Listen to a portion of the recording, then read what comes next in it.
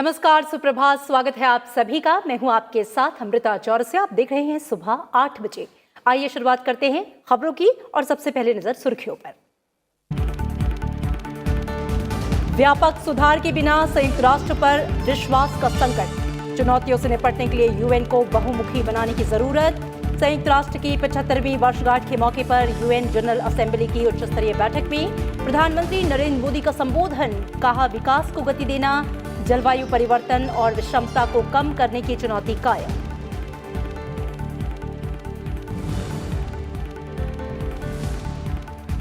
Insolvency और bankruptcy code दूसरा संशोधन विधेयक 2020 और महामारी संशोधन विधेयक 2020 समेत 4 अहम विधेयकों को संसद की मंजूरी। विदेशी अंशदान विनियमन संशोधन विधेयक 2020 भी लोकसभा से पारित। औद्योगिक संबंध संहिता 2020 समेत श्रम सुधार से संबंधित 3 अहम विधेयक लोकसभा की कार्य सूची में आज।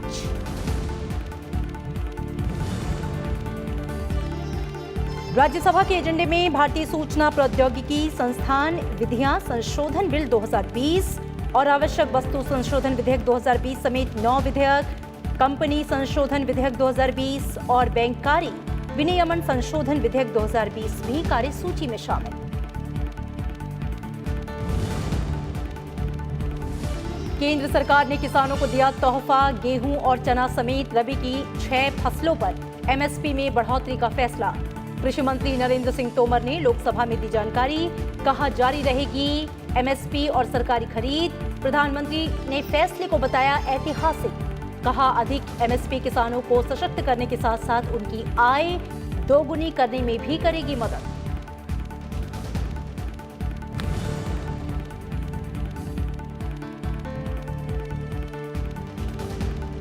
देश में लगातार तीसरे दिन कोविड-19 के 90,000 से अधिक रोगी स्वस्थ। रिकवरी दर 80% के पार पहुंचा। पिछले 24 घंटों में 93,356 मरीज हुए ठीक।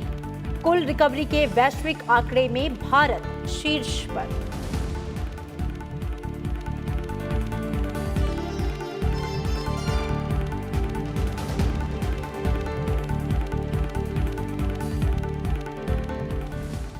संयुक्त राष्ट्र की वजह से आज हमारी दुनिया एक बेहतर जगह पे है। हालांकि बिना व्यापक सुधार के संयुक्त राष्ट्र विश्वास के संकट से जूझ रहा है।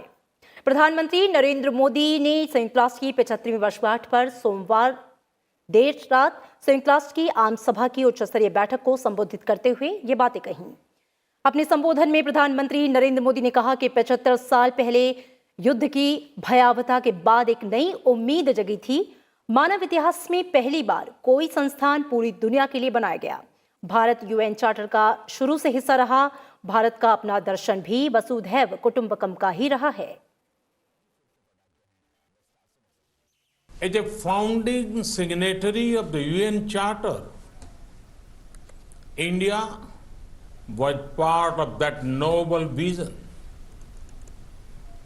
It reflected India's own philosophy of Vasudhaiv Kutumbakam, which sees all creation as a family. Our world today is a better place because of the United Nations. प्रधानमंत्री नरेंद्र मोदी ने अपने संबोधन में कहा कि बिना व्यापक सुधार के संयुक्त राष्ट्र विश्वास के संकट से जूझ रहा है। उन्होंने कहा कि संयुक्त राष्ट्र को बहुमुखी बनाने की जरूरत है ताकि सबकी आवाज को जगह मिल सके। प्रधानमंत्री ने कहा कि इसके साथ ही यूएन को वर्तमान चुनौतियों से निपटना चाहिए। प्रधानमंत्री ने कहा कि पुरानी संरचनाओं के साथ आज की चुनौतियों से नहीं लड़ सकते। We cannot fight today's challenges with outdated structures. Without comprehensive reforms, the UN faces a crisis of confidence. For today's interconnected world, we need a reformed multilateralism that reflects today's realities, gives voice to all stakeholders, addresses contemporary challenges and focuses on human welfare. India looks forward to working with all other nations toward this end. प्रधानमंत्री नरेंद्र मोदी ने कहा कि संयुक्त राष्ट्र के शांति mission में भारत की भूमिका अहम है। हालांकि अभी बहुत कुछ किया जाना बाकी है। हालांकि संघर्ष को रोकने, विकास को सुनिश्चित करने, जलवायु परिवर्तन, असमानता घटाने और डिजिटल प्रौद्योगिकियों का लाभ उठाने जैसे मुद्दों पर अभी भी और काम करने की जरूरत है। संयुक्त राष्ट्र के भीतर भी सुधार की आवश्यकता है। We pay tribute to all those who have advanced the cause of peace and development under the UN flag, including in UN peacekeeping missions, where India has been a leading contributor. However, while much has been achieved, the original mission remains incomplete. And the far-reaching declaration that we are adopting today acknowledges that work still needs to be done in preventing conflict, in ensuring development, in addressing climate change, in reducing inequality, and in leveraging digital technologies. Bharat ने संयुक्त राष्ट्र की मानवाधिकार परिषद के 45वें सत्र में पाकिस्तान को कड़ी फटकार लगाई। जिनेवा में भारत के स्थायी मिशन के प्रथम सचिव सेंथिल कुमार ने राइट टू रिप्लाई के दौरान कहा कि पाकिस्तान में हर रोज मानवाधिकारों का उल्लंघन हो रहा है, लेकिन वो भारत पर झूठे आरोप लगाने में व्यस्त है। उन्होंने कहा कि पाकिस्तान को चाहिए कि वो दूसरों पर सवाल उठाने से पहले अपने घर को देख ले। उन्होंने कहा कि पाकिस्तान में खास तौर पर ईश निंदा के आरोप चिंता में डालने वाली घटनाएं हैं। ठीक 12 दिन पहले OHCHR ने अपनी प्रेस ब्रीफिंग में पाकिस्तान में हिंसा के लिए कई घटनाओं के बारे में गंभीर चिंता व्यक्त की। It will be better for Pakistan to set its own house in order before it speaks about others. Mr. Vice President, just 12 days ago, the OHCHR in its press briefing expressed serious concern about the numerous instances of incitement to violence, online and offline, against journalists and human rights defenders in Pakistan, in particular against women and minorities. Human rights defenders in Pakistan are being silenced every day through intimidation, secret detention, torture, and enforced disappearances with the direct involvement of the Pakistani government. Targeting of journalists through threats, assaults, arrests, instilling extreme fear and self-censorship exposes the fallacy of Pakistan's so-called military-run democratic system. और संसद के monsoon सत्र का आज 9वां दिन है और आज के एजेंडे की बात करें तो दोनों ही सदनों में अहम विधायी कामकाज जो हैं वो शामिल हैं। दोनों सदनों में संसदीय समितियों के प्रतिवेदन भी पेश किए जाएंगे।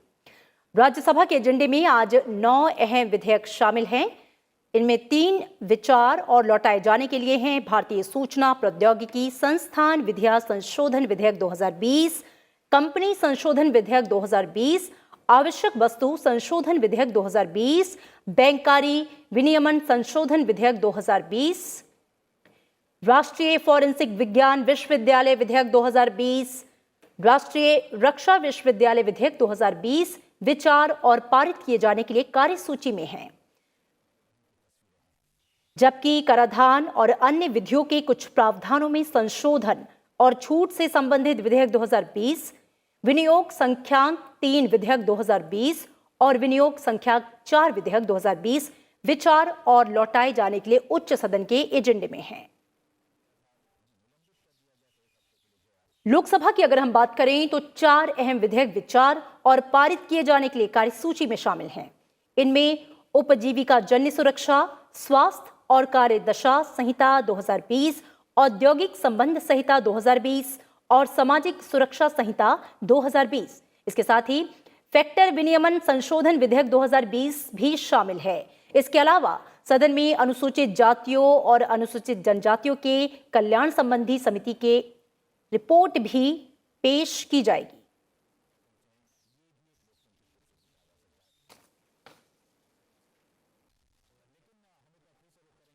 और मेरे साथ मेरे वरिष्ठ सहयोगी अखिलेश सुमन जुड़ रहे हैं, उनका रुख करेंगे ज्यादा जानकारी के लिए। अखिलेश, आज मानसून सत्र का 9वां दिन है और राज्यसभा के एजेंडे की बात करें तो भारतीय सूचना और प्रौद्योगिकी संस्थान विद्या संशोधन बिल के साथ ही जो 9 विधेयक हैं वो कार्यसूची में हैं। लोकसभा में भी कार्यसूची में कई विधेयक जो हैं आज शामिल हैं। आज के विधायी कामकाज की बात करें तो एजेंडे में और क्या कुछ खास? देखिए, जो सबसे महत्वपूर्ण बात ये है कि लोकसभा का जो कल का था वो कल 12:15 बजे तक रात तक चला है। आमतौर पे लोकसभा की कार्रवाई समझी जाती है कि 3 बजे दोपहर के बाद शाम 7 बजे तक चलेगी, लेकिन इतने काम हैं कि लगातार सदस्य पक्ष और विपक्ष दोनों के लोग बैठे रहे और 12:15 बजे रात में वो सारा काम खत्म करके कल उन्होंने किया और आज वे फिर 3 बजे से बैठेंगे। दूसरी तरफ जो लोकसभा में आज का एजेंडा है, आप समझिए कि आर्थिक सुधारों का एक अगला चरण है जिसमें लेबर और इंडस्ट्री के रिलेशनशिप के बारे में 3 बिल हैं, जैसा कि आपने बताया, ऑक्यूपेशनल सेफ्टी, उसके बाद industrial relations and social security पे। तो ये काफ़ी अहम बिल है क्योंकि जिस तरीके से हम कोरोना पैंडेमिक से गुजर रहे हैं और कोरोना से बाहर निकलने के बाद हमें बड़े पैमाने पे कंपनियों को और छूट देनी पड़ेगी और लेबर की सुरक्षा भी करनी पड़ेगी। इसी लिहाज से ये 3 महत्वपूर्ण बिल लोकसभा में आए हैं और राज्यसभा में देखें तो उसकी अगली कड़ी के रूप में है एसेंशियल कमोडिटी एक्ट और banking regulation act, companies act. ये जो तीनों हैं ये भी समझिए कि वो उसी दिशा में, आर्थिक सुधारों की दिशा में बढ़ता हुआ कदम है जिसमें कि पोस्ट कोरोना पैंडेमिक पीरियड में हम करें। और इसमें कई तो अध्यादेश के माध्यम से आए थे और अब उन्हें बिल का रूप दिया जा रहा है। लेकिन ख़त्म करने के पहले मैं एक बात और बताना चाहता हूँ अमृता, कि जो एक राज्यसभा में एक गतिरोध बना हुआ है, जो 8 सांसद महात्मा गांधी की प्रतिमा के नीचे बैठे हुए हैं कल रात से ही। आज सुबह उपसभापति हरिवंश जी आए थे और उनसे मुलाकात उनसे किया, उन लोगों से जो 8 सांसद बैठे हुए हैं। मैंने पूछा तो हरिवंश जी ने बताया कि ये व्यक्तिगत मुलाकात है। तो मैं एक तरीके से कहें कि वो एक कंसिलिएशन की प्रक्रिया चल रही है। अब देखना होगा कि राज्यसभा में आज किस तरह से स्थितियाँ बदलती हैं। जी बिल्कुल। तो मेरे साथ जुड़े थे हमारे वरिष्ठ सहयोगी अखिलेश सुमन संसद भवन परिसर से। आपका बहुत शुक्रिया इस तमाम जानकारी के लिए। और इससे पहले देर रात तक चली कार्यवाही में लोकसभा ने 5 अहम विधेयकों को मंजूरी दे दी। इसके साथ ही इंसॉल्वेंसी और बैंक्रप्सी कोड दूसरा संशोधन विधेयक 2020 और महामारी संशोधन विधेयक 2020 समेत 4 अहम विधेयकों को संसद की मंजूरी मिल गई। दिवाला और शोधन अक्षमता संहिता दूसरा संशोधन विधेयक 2020 लोकसभा से भी पारित हो गया। इसके साथ ही विधेयकों को संसद की मंजूरी मिल गई। राज्यसभा से यह विधेयक पहले ही पारित हो चुका है। विधेयक पर चर्चा का जवाब देते हुए वित्त मंत्री निर्मला सीतारमण ने कहा कि कोविड-19 के कारण दिवालियेपन की स्थिति में पहुंची हर कंपनी को हमें बचाना होगा। उन्होंने कहा कि सार्वजनिक क्षेत्रों के बैंकों के एनपीए के संबंध में अन्य तरीकों के मुकाबले आईबीसी का प्रदर्शन काफी बेहतर है। And such a robust law which balances the rights and interests of all stakeholders, particularly of the equity and debt suppliers. It creates an imbalance if only the debtor has the right to initiate insolvency proceedings while the creditor does not have, or vice versa. Therefore, we have to constantly keep that balance with which this act was passed by this Parliament. This code is not a recovery law. The creditors otherwise have several options through which they can seek their recovery. और homeopathy केंद्रीय परिषद संशोधन विधेयक 2020 और भारतीय चिकित्सा केंद्रीय परिषद संशोधन विधेयक 2020 भी लोकसभा से पारित हो गया। इसके साथ ही इन दोनों विधेयकों को संसद की मंजूरी मिल गई। राज्यसभा से ये विधेयक पहले ही पारित हो चुके हैं। लोकसभा में होम्योपैथी केंद्रीय परिषद संशोधन विधेयक 2020 और भारतीय चिकित्सा केंद्रीय परिषद संशोधन विधेयक 2020 पर एक साथ चर्चा कराई गई। चर्चा का जवाब के दौरान डॉक्टर हर्षवर्धन ने कहा कि सरकार देश के हर नागरिक को बेहतर स्वास्थ्य सुविधाएं देने और स्वास्थ्य क्षेत्र में व्यापक सुधार के लिए सरकार प्रतिबद्ध है। कानून बनने के बाद ये विधेयक होम्योपैथी केंद्रीय परिषद संशोधन अध्यादेश और भारतीय चिकित्सा केंद्रीय परिषद संशोधन अध्यादेश की जगह लेंगे।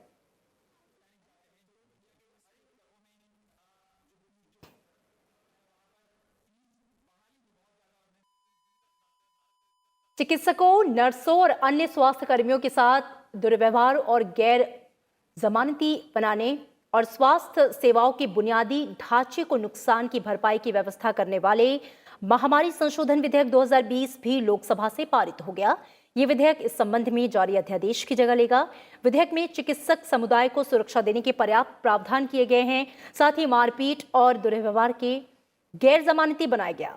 स्वास्थ्य सेवा कर्मी की सुरक्षा और संपत्ति को नुकसान पहुंचाने वालों को दोषी पाए जाने पर 3 महीने से लेकर 5 वर्ष तक की कैद और 50,000 से लेकर 2 लाख रुपए तक जुर्माना भरना पड़ सकता है। अगर स्वास्थ्य सेवा कर्मी के खिलाफ हिंसक कार्रवाई में गंभीर क्षति पहुंचती है तो दोषी को 6 महीने से 7 वर्ष तक कैद हो सकती है और 1 लाख से 5 लाख रुपए तक जुर्माना भरना पड़ सकता है।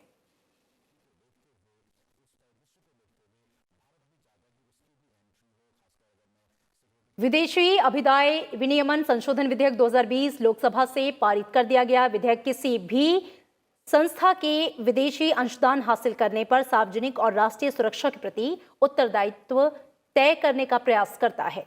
विधेयक पर चर्चा का जवाब देते हुए गृह राज्य मंत्री नित्यानंद राय ने कहा कि यह विधेयक किसी एनजीओ के खिलाफ नहीं है, न ही विदेशी अंशदान को रोकता है। उन्होंने कहा कि एनजीओ सरकार की विशिष्ट जरूरतों को पूरा करने के लिए है। ऐसे में विदेशी अंशदान में पूरी पारदर्शिता जरूरी है। एनजीओ को पैसा जिस कार्य के लिए मिले उसी कार्य में खर्च होना चाहिए।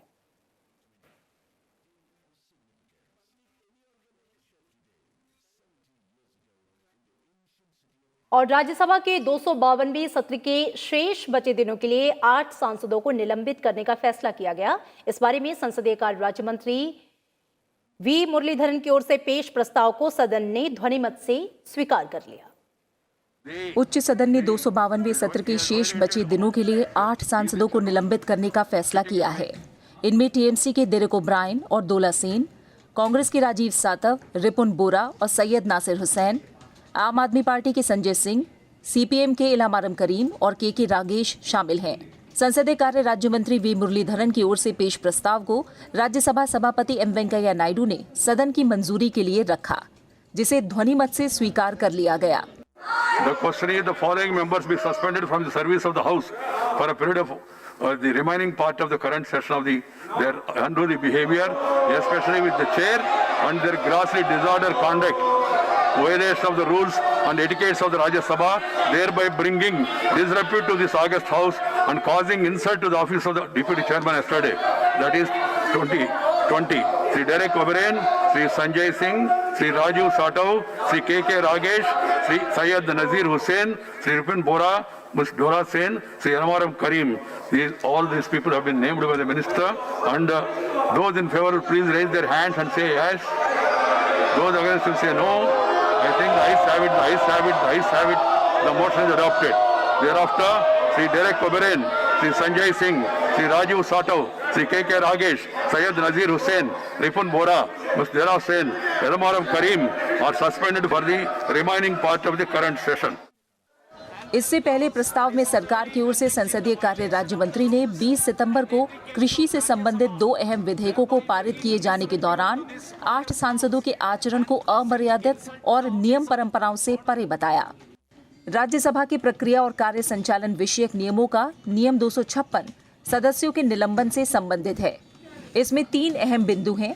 पहला, सभापति जरूरी समझे तो सदस्य का नाम ले सकेंगे जो सभापति के अधिकार की उपेक्षा करे या जानबूझकर बार बार सभा के काम में बाधा डालकर उच्च सदन के नियमों का दुरुपयोग करे। दूसरा, अगर किसी सदस्य का सभापति की ओर से इस तरह नाम लिया जाए तो सभापति एक प्रस्ताव पेश किए जाने पर किसी संशोधन, स्थगन या वाद विवाद की अनुमति न देकर तत्काल इस पर मत लेंगे कि संबंधित सदस्य राज्यसभा की सेवा से ऐसी अवधि तक निलंबित किया जाए जो सत्र की शेष अवधि से अधिक नहीं होगी। लेकिन राज्यसभा किसी भी समय प्रस्ताव किए जाने पर संकल्प कर सकेगी कि निलंबन समाप्त किया जाए। इस नियम के तहत निलंबित सदस्य तुरंत राज्यसभा की परिसीमा से बाहर जाएगा। संविधान के अनुच्छेद 118(1) के तहत संसद के दोनों सदनों के नियम और प्रक्रिया तय करने की शक्तियां सभा को दी गई हैं। राज्यसभा ने समितियां बनाकर और व्यापक विचार करके अपनी प्रक्रिया और कार्य संचालन के नियम बनाए हैं। इन्हें 2 जून 1964 को मंजूरी मिली और ये 1 जुलाई 1964 से प्रभावी हुए। नियमों में बदलाव की पहल सभापति की ओर से की गई है, जो काफी आगे बढ़ चुकी है। अरविंद कुमार सिंह के साथ कृति मिश्रा, राज्यसभा टीवी। राज्यसभा में विपक्षी दलों के सांसदों के असंसदीय व्यवहार को लेकर सभापति एम वेंकैया नायडू आहत हैं। उन्होंने कहा कि सांसदों का ये व्यवहार बेहद दुर्भाग्यपूर्ण और निंदनीय है। सभापति ने सांसदों को उनके व्यवहार के लिए आत्मनिरीक्षण करने की सलाह दी है। राज्यसभा में रविवार को विपक्षी दलों के सांसदों का जो व्यवहार देखने को मिला वो पूरी तरह से अस्वीकार्य, दुर्भाग्यपूर्ण और निंदनीय है। सभापति एम वेंकैया नायडू ने उच्च सदन में हुए घटनाक्रम पर कड़ी नाराजगी जताते हुए ये टिप्पणी की। This is very unfortunate, it unacceptable and also condemnable. It tarnishes the image of Parliament, particularly the Elders' House. So climbing on the bench, dancing, shouting in the well, tearing papers, breaking the mics, obstructing Deputy Chairman from his duties, throwing papers, rule book on Deputy Chairman, is it a parliamentary standard? If marshals were not called on time, what would have happened to the Deputy Chairman? I am worried. I suggest to the members, please, we are giving advice to the general public. We ourselves do not practice a safe distance. Do not follow what has been advised. This is really very unfortunate and condemnable. सभापति M Venkaiah Naidu ने कहा कि संसद विभिन्न मुद्दों पर बहस, चर्चा और विचार विमर्श के लिए है। उन्होंने कहा कि सदस्यों को अनियंत्रित आचरण की अनुमति नहीं दी जा सकती। सभापति ने सांसदों को उनके व्यवहार के लिए आत्मनिरीक्षण करने की सलाह भी दी। I only suggest to the members of parliament, please do some introspection. If you have any problem, the only way is discuss, debate and decide.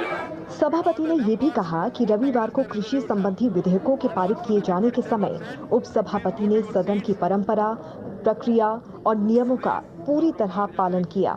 I have gone through this entire proceedings of the House held yesterday in the light of the allegations made by leader of the opposition and other members, and observed that the deputy chairman has persistently requested the members to go to their seats and participate in the debate and move amendments. Obviously, in view of the continuous disruption of the House, the division could not have taken place. उच्च सदन में रविवार को कृषि संबंधी विधेयकों पर चर्चा के दौरान कुछ विपक्षी दलों के सांसदों की ओर कार्यवाही में गतिरोध उत्पन्न करते हुए अमर्यादित और असंसदीय व्यवहार किया गया था। Kriti Mishra, Rajya Sabha TV. Please follow the rules. Rajya Sabha के उपसभापति हरिवंश के खिलाफ विपक्ष की ओर से लाया गया अविश्वास प्रस्ताव से संबंधित संकल्प खारिज हो गया। सभापति एम वेंकैया नायडू ने उचित प्रक्रिया का पालन नहीं किए जाने के चलते संकल्प को खारिज कर दिया। सभापति ने यह व्यवस्था दी कि 47 विपक्षी सांसदों की ओर से पेश किया गया संकल्प निर्धारित प्रारूप में नहीं था और इसके लिए जरूरी 14 दिनों के समय का भी पालन नहीं किया गया। नियमों के मुताबिक राज्यसभा के सदस्य चाहें तो बहुमत से प्रस्ताव पारित कर उपसभापति को पद से हटा सकते हैं, लेकिन इस प्रस्ताव को तभी आगे बढ़ाया जा सकता है जब इस बारे में 14 दिन पहले नोटिस दिया गया हो। The conduct of some members was grossly crossed all the barriers of parliamentary decorum and etiquettes, and thereby bringing down the prestige of the House. After carefully going through the provisions of the Constitution, rules of Rajya Sabha and past precedents, I have observed that at the outset that the motion is not in proper format. Further, as per the provisions of the Article 90C of the Constitution, a notice period of 14 days is required for moving a resolution, not a motion. As the House is going to be adjourned Saturday on 1st 2020 as per the present schedule, notice does not complete the required period of 14 days. Hence, I rule that the motion given by the LOP and other members is not admissible. केंद्र सरकार ने संसद से कृषि से संबंधित bill pass करवाने के बाद अब रबी फसलों के लिए न्यूनतम समर्थन मूल्य पर बढ़ोतरी को मंजूरी दे दी है। इसको लेकर कृषि मंत्री नरेंद्र सिंह तोमर ने लोकसभा में एमएसपी बढ़ाने की घोषणा की। कृषि मंत्री ने कहा कि इस कदम से हम साफ संदेश देना चाहते हैं कि सरकार ने एमएसपी को हटाया नहीं है। सरकार ने 6 रबी फसलों पर एमएसपी बढ़ाया है। इनमें गेहूं में 50 रुपए, चना में 225 रुपए, मसूर में 300 रुपए, सरसों में 225 रुपए, जौ में 75 रुपए और कुसुम में 112 रुपए प्रति क्विंटल का इजाफा किया गया।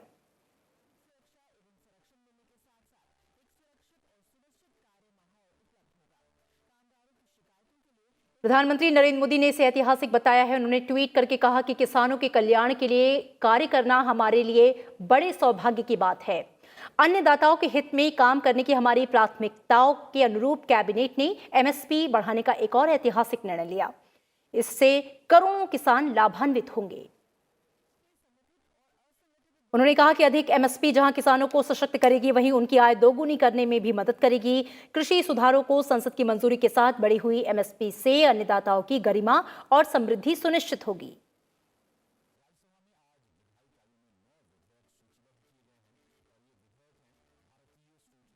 और देश में लगातार तीसरे दिन कोविड-19 के 90,000 से अधिक रोगी ठीक हुए। रिकवरी दर जो है वो 80% को पार कर गया है। पिछले 24 घंटों में 93,356 मरीज ठीक हुए। 12 राज्यों और केंद्र शासित प्रदेशों में रिकवरी रेट राष्ट्रीय औसत से भी अधिक दर्ज किया गया। अब तक करीब 44 लाख मरीज ठीक हो चुके हैं।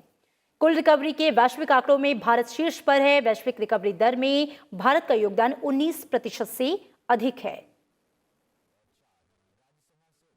और इन तमाम खबरों के साथ इस बुलेटिन में फिलहाल मेरे साथ इतना ही। आप देखते रहिए राज्यसभा टीवी। नमस्कार।